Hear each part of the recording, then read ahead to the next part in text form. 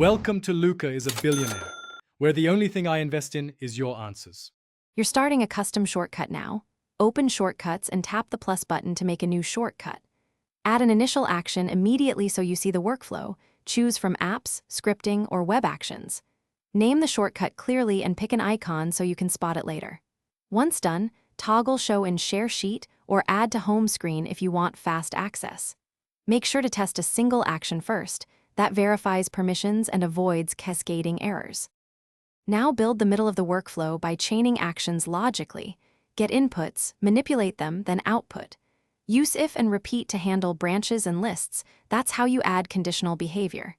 Insert variables via magic variable so later actions use prior results. This keeps the shortcut dynamic. For timing or app handoffs, add wait, open app, or URL actions. Once composed, run the shortcut step-by-step with show, while finish by assigning triggers. Add a widget, home screen icon, Siri phrase, or automation rule. Test the shortcut across different inputs and confirm permissions in settings so actions like contacts or location can run. Once stable, add comments using notes actions to document tricky parts. If something breaks, enable show while running and inspect each action output to isolate the failing step.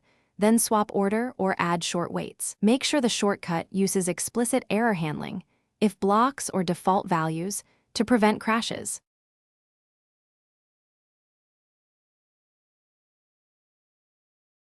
Thanks for watching and please subscribe. It's the best investment you'll ever make.